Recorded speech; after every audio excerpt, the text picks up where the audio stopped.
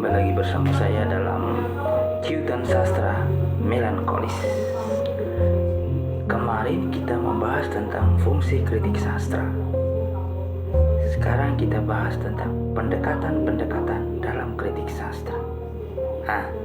Pasti kalian akan berpikir, apa tujuan pendekatan dalam kritik sastra? Saya mengambil sebuah contoh untuk membuka usaha bengkel. Membuka usaha bengkel. Anda pasti berpikir, alat dan bahan apa yang harus saya siapkan agar saya bisa memperbaiki motor atau mobil yang rusak.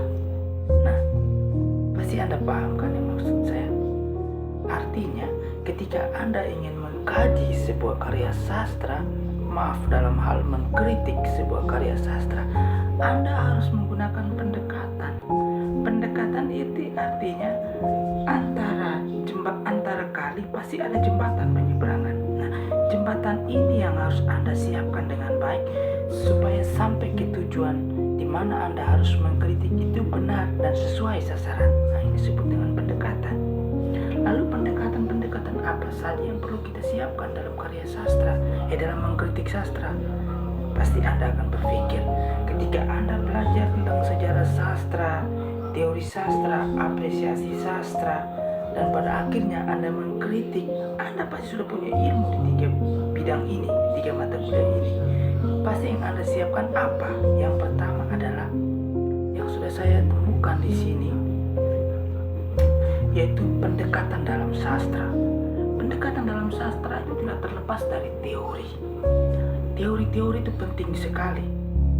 Teori-teori yang Anda pelajari dalam teori sastra, Anda harus tahu teori apa saja yang Anda temukan dalam sastra untuk mengkritik karya sastra. Ingat, karya sastra itu adalah gabungan antara imajinasi pengarang dengan realita yang dia lihat di kehidupan, lalu dia tuangkan dalam tulisan. Itu kita disebut dengan karya sastra. Lalu yang kedua, mimetik. Mimetik ini apa? Artinya meniru apa yang dia lihat di lingkungannya, di alamnya, lalu dia menulis dalam karya sastra. Ini pendekatan. Kita cukup dulu.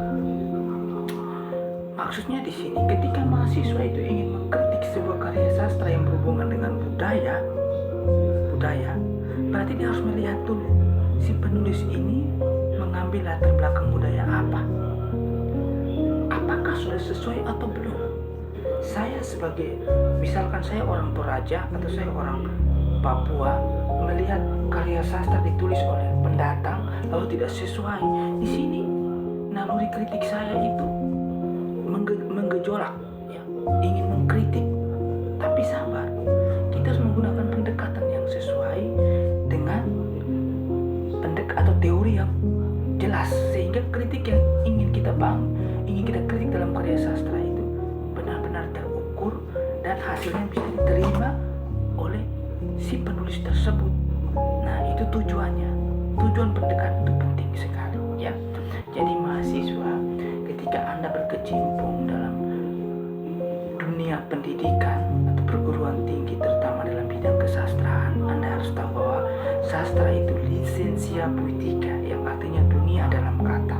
Penyair bisa menggunakan imajinasinya sesuka hatinya, menggambarkan sebuah objek berdasarkan imajinasinya, dan Anda tidak begitu saja mengkritik, tapi Anda harus benar-benar yakin dan tahu bagaimana cara mengkritiknya, agar tujuan antara si pembaca dengan si penulis dengan menggunakan jembatan atau pendekatan yang sesuai dapat